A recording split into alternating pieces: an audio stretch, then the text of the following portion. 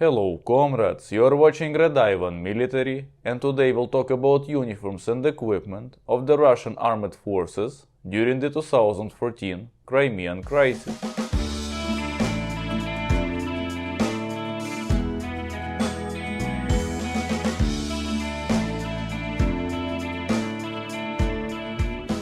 On February 23, 2014, 2 days after Yanukovych fled, military personnel without insignia appeared on the streets of Crimean cities and near military facilities, equipped according to the most modern NATO standards of that time.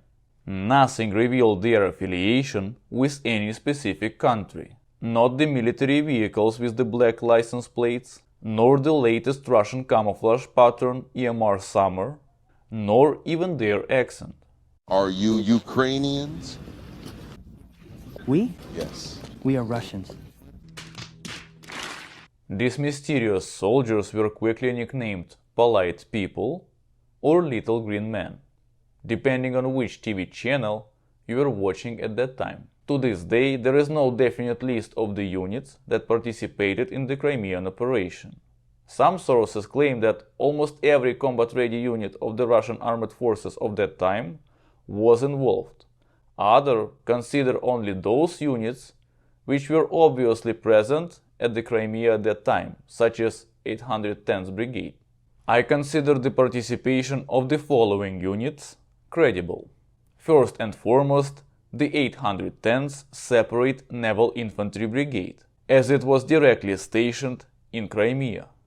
Units of the 108th Air Assault Regiment, units of the 45th Guards Regiment of the Airborne Forces, soldiers of the 76th Air Assault Division, various units of the Special Operation Forces, and the 16th Spetsnaz Brigade. However, since there were no identifying insignia, it is impossible to determine the exact unit from the photographs. In some cases, I can tell that someone is an airborne soldier based on the unique equipment or gear associated only with the airborne forces. But even then, I cannot confirm which exact unit they belong to.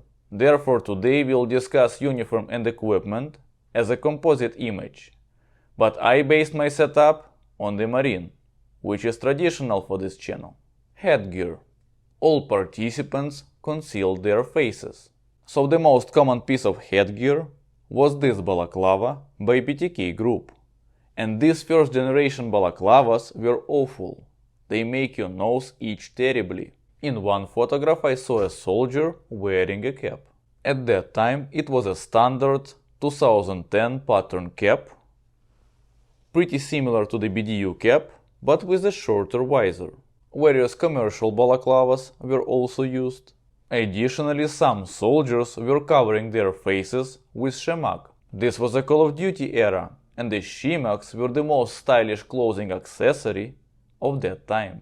In some photographs you can also spot winter camouflage hats. Uniform.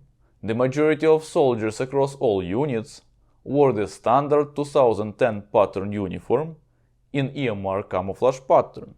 Jacket was tucked into the trousers. Initially, rank insignia was mounted on two straps, on the chest and on the left sleeve pocket. This makes perfect sense, as rank is clearly visible on the chest in formation, and if soldier is wearing a load-bearing vest or a body armor vest, the rank on the sleeve comes in handy. However, with Shoigu's appointment, all soldiers were required to move these straps to the shoulders. I don't want to alter this historical sample, so I left it as it was. Just keep in mind that by 2014 all soldiers were already wearing ranks on their shoulders. Two chest pockets with velcro closures, two sleeve pockets with velcro closures, a waterproof internal pocket for documents, velcro adjustable cuffs, ventilation mesh inserts in the armpits area, reinforced elbows. The jacket fastens with buttons, though there was a version for senior officers that had zipper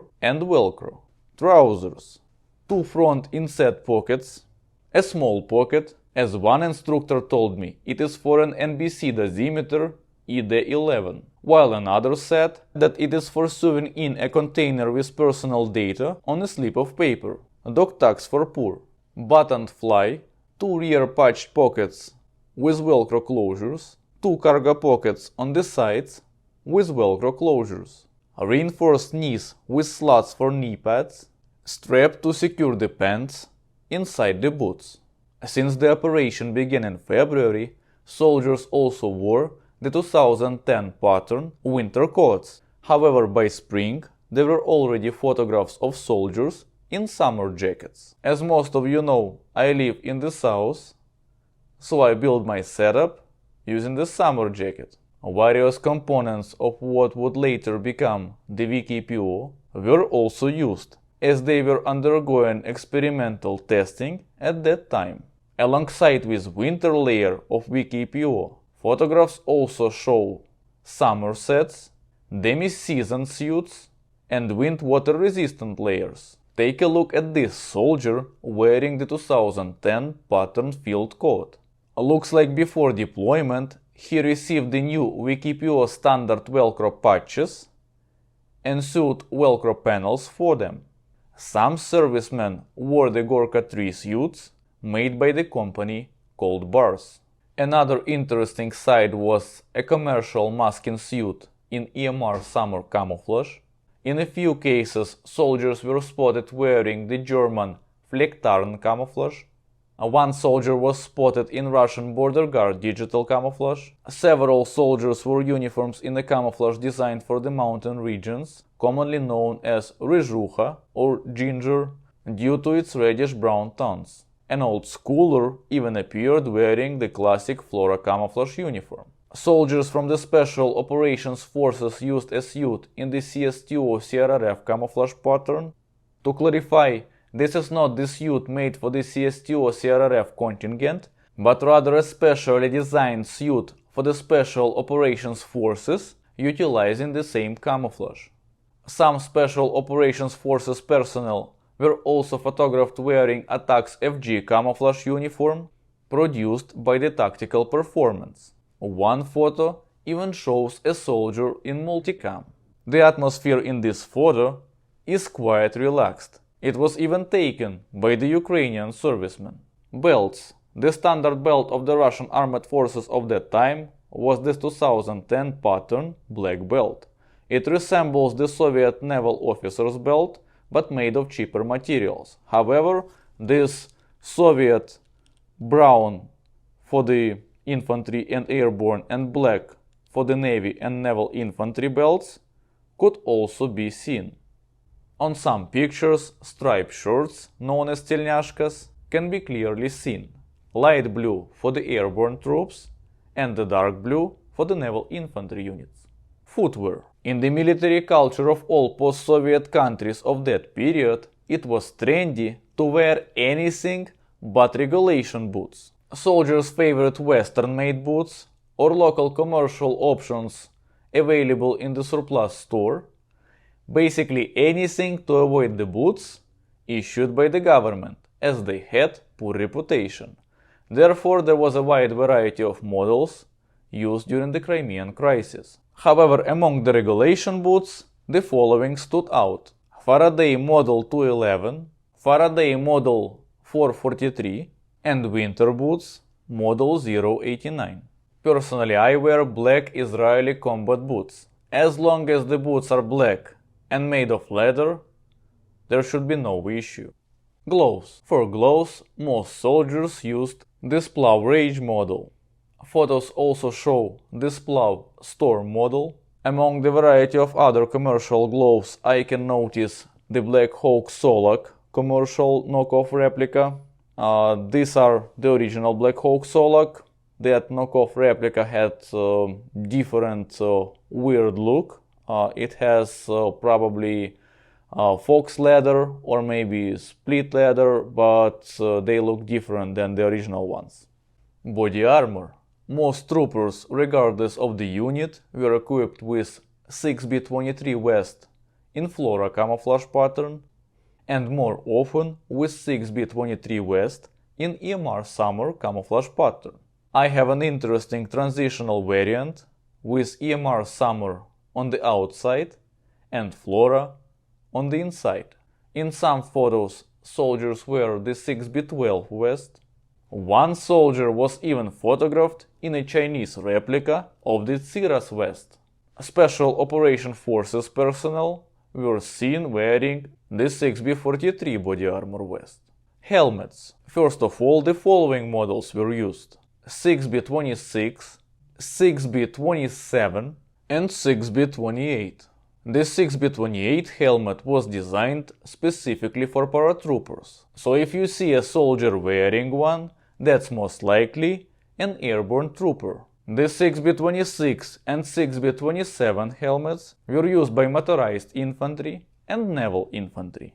The issue is that the shell and the suspension system of the 6B26 and 6B27 are visually identical. The only difference is the thickness of the shell. The 6B27 is thicker and better suited for assault missions, but you can determine which one is being worn based on the photographs. Personally, I use 6B26 just because it's lighter. Helmet covers. The 6B26, 6B27 and 6B28 helmets were used with covers in both EMR Summer camouflage pattern and Flora camouflage pattern. Interestingly, in one photo, two soldiers are wearing 6B27 helmets with covers intended for the 6B71M helmet and replaced suspension system. Speaking of the 6B71M, these helmets were also used by the airborne troops, special forces and marines, and naturally, they were seen during the Crimean events. Eye protection. Now we came to the most interesting topic of our today's discussion. Trackline goggles. There were so many arguments around track goggles. On Ukrainian forums people wrote, "Look, the Russians are using the goggles labeled track. Those are just ski goggles without any fragmentation protection." Russians, in turn, responded, "They are not ski goggles. They are specialized goggles from the Splav company. And they are so well protected you can shoot them point blank with a shotgun." The truth lies somewhere in between. These goggles were produced by Splav and manufactured in China, and lacked any ballistic properties. They were most likely purchased for the weather protection and for the general image, and have been used by the selected units of the Russian armed forces since the CSTO-CRRF 2013 exercises. The track line by Splav included three models: Kite, Hawk and Osprey. In Crimea, all three models were spotted, but the most common one was the Osprey. I personally selected Kite, and here is why. Over the years, the rubber on the Splav goggles dried out. I bought two pairs of the original track goggles, and the frames cracked right after I put them on the helmet. Just tension of its own rubber band is enough to crack the frame on the dried out goggles. So what I did, I just took the original Splav band and mounted it to the modern Chinese goggles. And the catch is that right now only Kite, alike frame, is in production in China. So if you want to do this trick, you can do it only with those. In summary, yes, goggles from the track line are standard Chinese goggles without ballistic protection, and they were likely intended for the airsoft or some similar activities. However, even the US Army used non-ballistic goggles well into the mid-2000s, designed solely to provide protection against the sun, wind and dust. Moving back to Russians, by 2014 they actually already had one adopted model of the ballistic glasses, 6B34, like this. My pair is from mid-2014, so earlier models might have been slightly different. I believe they had a black elastic band, white foam, and some other minor differences. That being said, I could not spot these goggles in photos from Crimea. The only hint was a single soldier wearing a helmet with a characteristic buttoned strap that came with the 6B34 goggles to secure them to the helmet. However, while this strap was present, the goggles themselves were missing. Perhaps a diligent quartermaster confiscated them before deployment to prevent a soldier from losing them or breaking them. Some soldiers also used protective sunglasses or other commercial models. Some soldiers were seen wearing various types of Chinese joint protection gear. The designs were quite diverse, and since there are no consistent names or models, I would skip this topic. Load-bearing systems. The most common load-bearing system in the photographs is 6SHA-112 Universal Transport Vest. The 6SHA-112 vest was adopted by the Russian Armed Forces in 2007. Initially, it was produced in the Flora camouflage pattern. A version in EMR Summer camouflage began entering service in 2010, becoming the most widely produced. Depending on the soldier's specialization, the vest could be equipped with different pouches in addition to the standard set for all personnel. For example, riflemen were equipped with pouches for AK magazines, machine gunners had pouches for PKM, PKP, ammo boxes, RPK-74 gunner carried pouches for RPK magazines, snipers had pouches for SVD and VSS magazines. According to the manufacturer's documentation, any setup could also include a pistol holster and magazine pouches upon the customer's request. In practice, however, based on the photographs and video footage, only two configurations of the 6SHA-112 vest were used in Crimea: the rifleman's set and the machine gunner's set.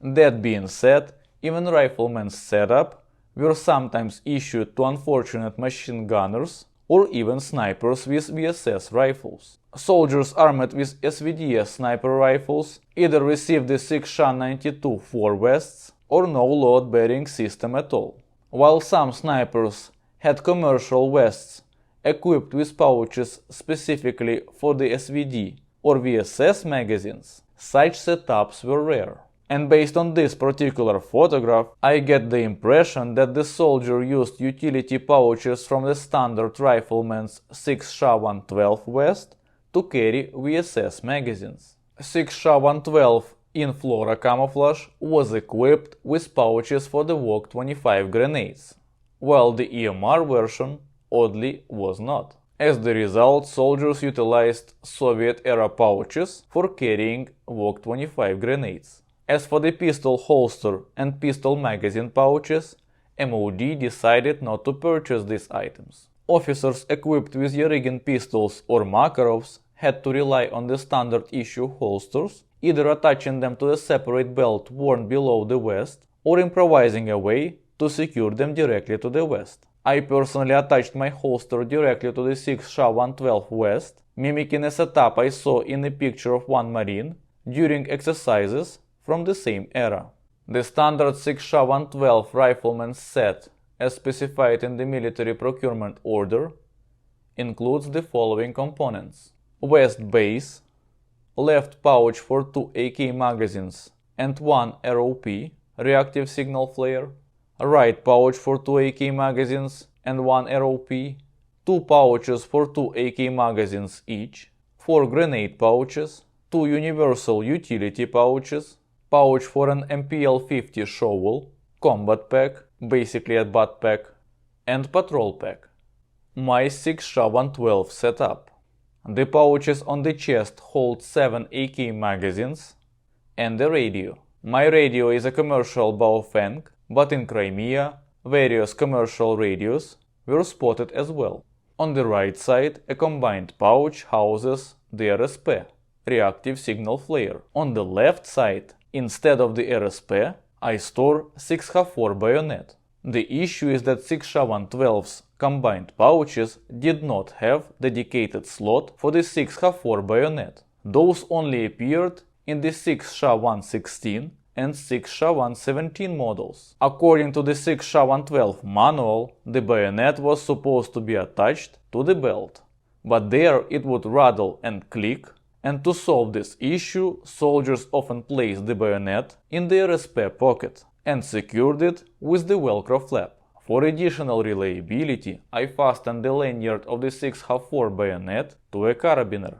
Behind the magazine pouches on both sides are grenade pouches, allowing you to pull grenades from whichever side is the most convenient at the moment. Because I needed space for the first aid kit, I only have one grenade pouch on the right side and 3 on the left.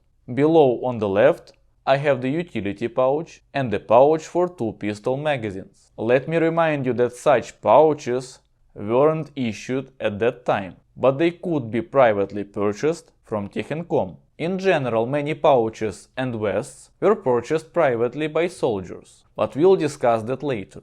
On the back, I have a Soviet canteen. The 6SH-112 did not include a special canteen pouch, so it is stored in its original cover. While not all photographs show soldiers carrying canteens, some photos do feature them. On my right side, I carry an individual military first aid kit IUV-01, which most soldiers were issued. This kit includes bandage and an S-mark tourniquet. Below that, I attach a leather holster for a Makarov pistol. On my back is the combat pack, which holds a half shelter / rain poncho. I removed the second universal utility pouch because I didn't need it. The next most common load-bearing system was MTRS. MTRS is the modular transport load-bearing system developed in 2012. This system was designed to carry components of the R168 0.5 UM radio station. It's very easy to confuse the MTRS with the 6SH-116 from the front or 6SH-117 from the back, leading to years of speculations about their supposed use in Crimea. The issue is that the MTRS's back section resembles the 6SH-117, while the shoulder section looks like the 6SH-16. This makes distinguishing them a challenge. The 6SH-92-4 and 6SH-92-5 vests were also widely used. From what I know, the 6SH-92-5 vest was issued to paratroopers, while 6SH-92-4 was used by everyone else. I came across the photo of the 6SH-104 rifleman's load-bearing system, but the machine gunner's version was far more common. The SMERSH load-bearing system was used in both rifleman and machine gunner configurations. Interestingly, one setup featured the straps from the old mustard-colored SMERSH combined with the belt from a more modern version. A Nerpa vest from Soyuz Spецоснащение appeared in some photos. In one interesting photo, I even saw a Vidra vest. Another picture features an unidentified Special Forces unit wearing mysterious load-bearing vests in the Bhutan camouflage. Yet another commercial vest was spotted that I couldn't identify. In those years, commercial gear was becoming incredibly accessible. YouTube was full of airsoft videos with trendy equipment. And we all grew up playing Call of Duty. So upgrading and customizing your equipment and weapon was becoming a thing. That's why the soldier added a dump pouch and a utility pouch to his Nerpa vest. And another one covered himself in British desert pouches bought from the surplus store. And this guy? Well, he is basically a Call of Duty personified. Despite every 6SH-112 set including a patrol pack, I didn't see a single one in the pictures. Probably they were left in the vehicles, and only few soldiers spotted with commercial backpacks. Now let's talk about other equipment. As I mentioned earlier, soldiers were issued with IUV-01 first aid kit and R168-0.5 UM radios with headsets. From the Soviet era, MPL-50 infantry shovel was issued, and this is not a Ratnik shovel, this is exactly Soviet black MPL-50, just in a newer pouch. And this is exactly why I appreciate the aesthetics of that era, when the new, more modern Call of Duty standard or NATO standard equipment was mixed with something Soviet, such as this MPL-50 or the reddish bayonet 6H4 or the half shelter. Speaking of the half shelter or rain poncho, here is one. Gas masks in gas mask bags, Soviet pouch for VOG-25 grenades, Soviet canteens. Most pictures feature Soviet general issue canteen like this. Probably somebody could use the combined canteen, but I didn't see them on the pictures. American plastic canteens from Ellis system, bags for RPG-7 rockets, ROP or RSP signal flares, field binoculars. Those less fortunate were issued with 6B23 body armor vest with a standard Soviet 4-cell magazine pouch, and there was a variety of the commercial gear, including seat cushions, sleeping mats, pouches, and other accessories. Firearms. Most soldiers were armed with the AK-74M. In a few photographs you can spot AKS-74U, AKMS, with or without the PBS-1 suppressor.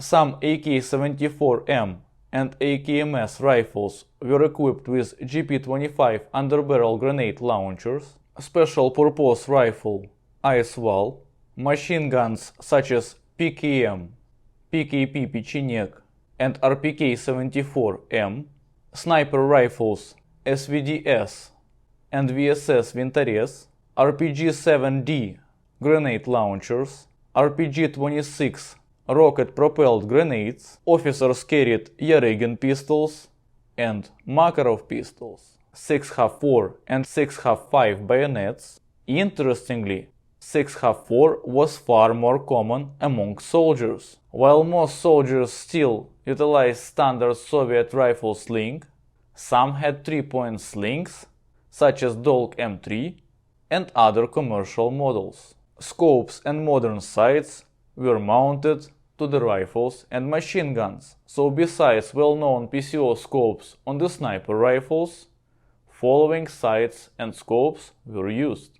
Night vision sights 1PN93-2M, 1PN93-3, universal rifle sight USP-1 Tulpan, collimator sight 1P63, rifle sight 1P78-1. A few soldiers even had American EOTech 5.52 sights, while others used Chinese red dots. Special Operations Forces soldiers were spotted with EOTech XPS and Aimpoint T1 Micro. Modern sights and additional accessories required specialized mounts, leading to customization. Examples include tactical foregrips on machine guns, Zenith handguards on machine guns, aluminum wrist handguards with mounted red dots. At that time, people did not yet realize that these handguards overheat quickly, affecting your red dot. Chinese NC-Star dust cover with Picatinny rails, which rises sights too high and often fail to hold zero. A great example of poor customization from those years. Picatinny to dovetail adapters, which were a relatively decent option, provided that adapter was high quality. Special Operations Forces units were also seen using Magpul stocks with buffer tube adapters. Now let's see how it all looks together.